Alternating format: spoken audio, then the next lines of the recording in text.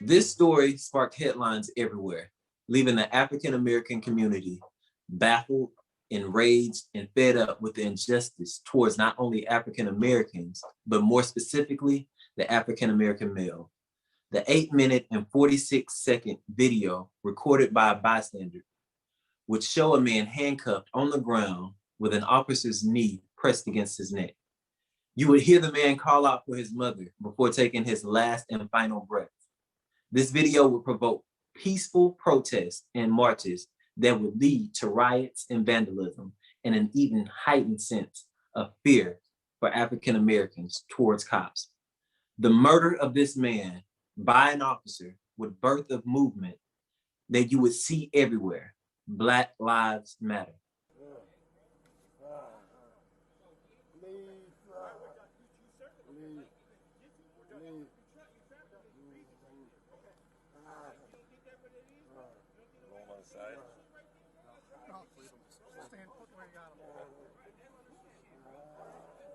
I just worry about the delirium or whatever.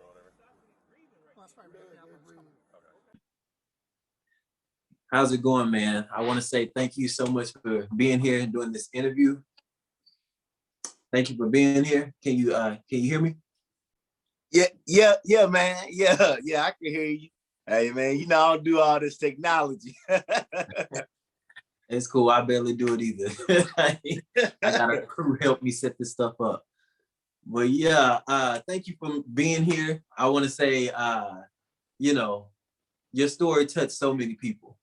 So many people were affected, and I'm grateful and glad that they were able to capture what happened to you on camera, because if it wasn't recorded, no one would know who you were. Yeah, no problem. Can you tell people who you were? Okay, yeah, man, no problem, man. I appreciate you for having me here.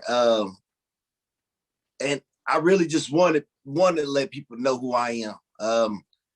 Being back here, I saw a lot of people, starting a lot of different stories, bringing up old cases, but nobody really spoke about who I was, and nobody can really speak about who I am or who I was. You know what I mean? At the end of the day, man, the first thing is, man, hey, I'm a black man. Like, man, I got kids. I got a kid, man. I'm a father. Like, I'm a sibling. You know what I'm saying? Like, there's more to me, man. I don't get it, man. I coach. Hey, I preach.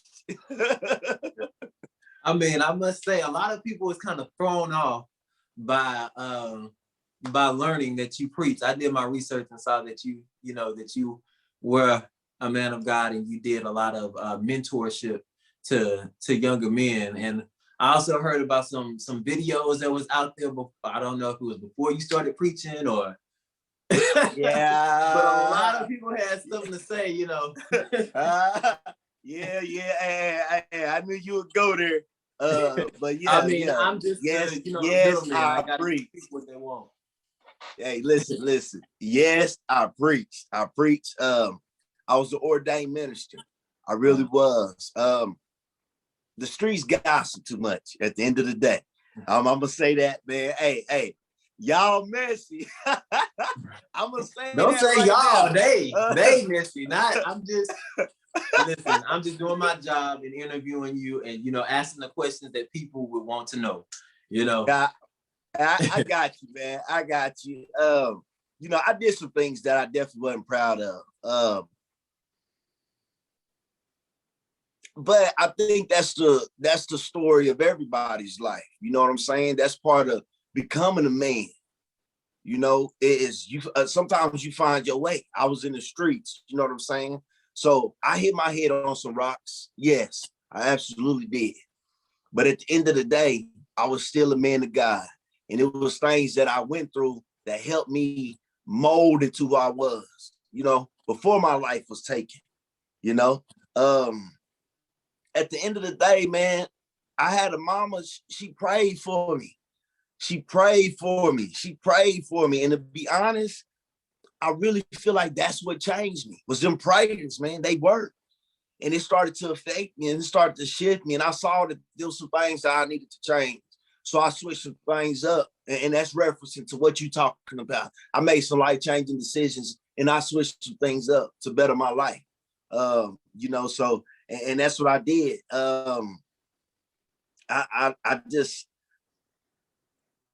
I guess at the end of the day, what I'm trying to say is I just really feel like God had other plans for my life. And so it kind of just shifted for me. Yeah.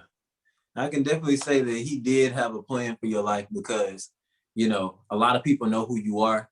A lot of people were able to see your story, and believe it or not, you touched millions of people. Your story and what you went through, it may not have been the way that you necessarily planned to be, you know, right, recognized and known, but a lot of people know who you are because of that video that somebody recorded, you know. And I think that the person who recorded it was like everybody in America. Like they felt you and wanted to do something but didn't know how to do it, you know. Right. So you know, I brought up the video. Have you been able to watch the video? It's crazy you asked me that, man. Yes, I have been able to watch it. But more than that, man, I lived it. You know what I'm saying? I lived it. But yes, I was definitely able to watch it. I saw the tape. And so seeing the tape and seeing the film, I of course have never experienced what you experienced. Can you tell me, how did that make you feel watching that? I can't imagine being able to watch something like that happen and it be me. Right. Man, honestly, first thing that came to my mind, man, was be honest with you, was I couldn't believe it was 8 minutes. In the moment, that was the longest 8 minutes in my life, man, to be honest with you. You know what I'm saying? The longest 8 minutes of my life, man.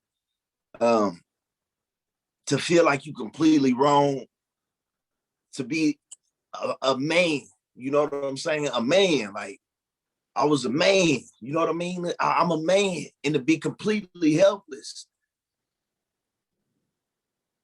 And to go out like that, man, I don't know, man. It's you know, I don't know, man. Just talking to you about it right now, going back and looking at it, man, and all the things that was going through my mind, man. I mean, I'm telling you, it's so much. I mean, like I said, the 8 minutes, but then even more than that, it's just like I just want to breathe.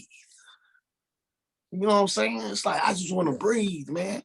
I'm not asking you, man, just get off my neck. And I'm sitting there this whole time, man, 8 minutes.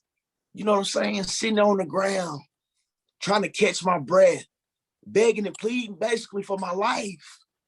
You know what I'm saying? For my life, man.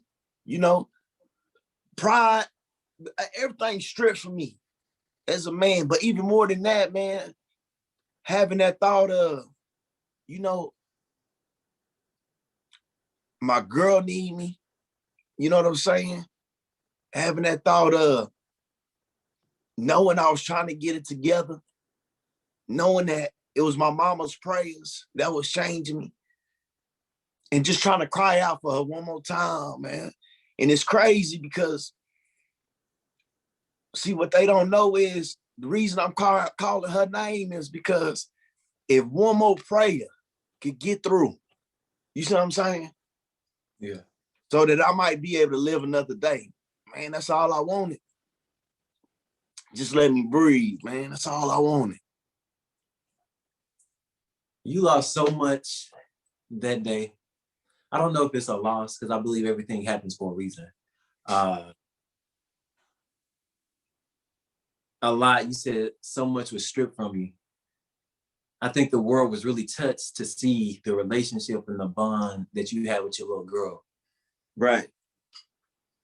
That was real touching and moving to people, because that's the main reason why I'm doing these videos, because I want people to see that no matter what your struggle was, no matter what your past was, you still did not deserve to die. And that officer had no right to determine whether you lived or died.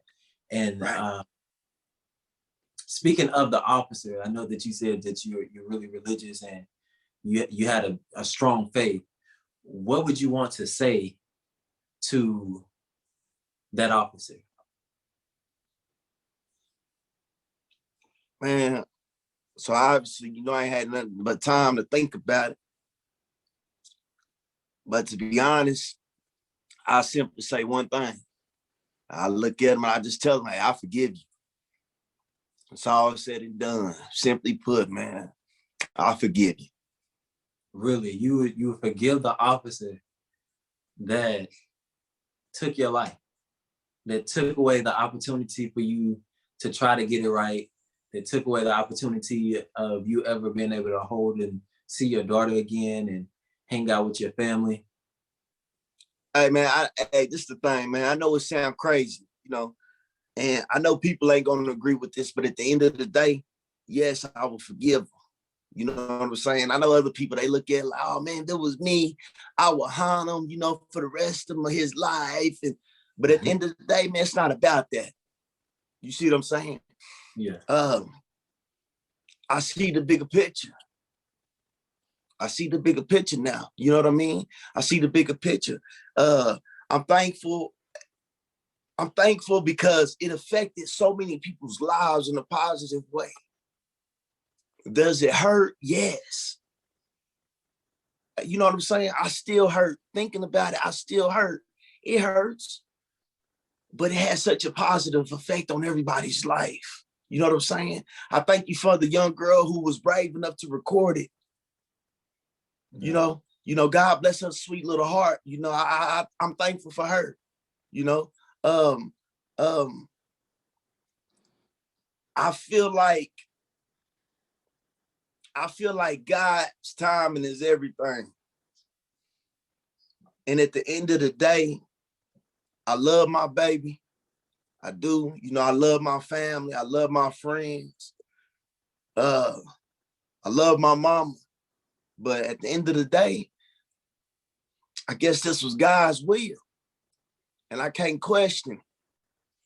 You know, I can't question it. But just to see the blacks trying to come together so that we ain't got to go through this no more.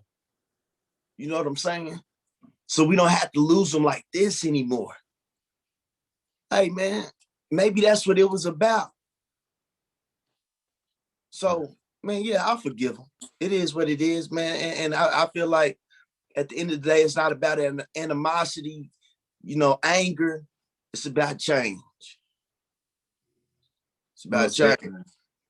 And that's one of the main reasons why I wanted to do these videos, is to promote change. And I thank you so much for doing this interview and saying what you had to say. That is a powerful statement, to be able to forgive someone who has taken your life. These videos are not to make people upset and angry towards cops and police officers. It's not to try to hurt any other race, but it's to simply shed light on the type of people that have been killed. It's also, I want them to remember the life and the legacy of these people. No matter who you are, what you've done, you should not have your life taken away from you in the way that yours was taken away from you. I heard a preacher say that everybody is like a puzzle piece, and putting them all together makes a full picture. And so everything that happened to you, from the bystander that was recording, I'm sure she did not wake up that morning expecting to see and record what she recorded that day. I'm sure that morning you were not expecting to lose your life.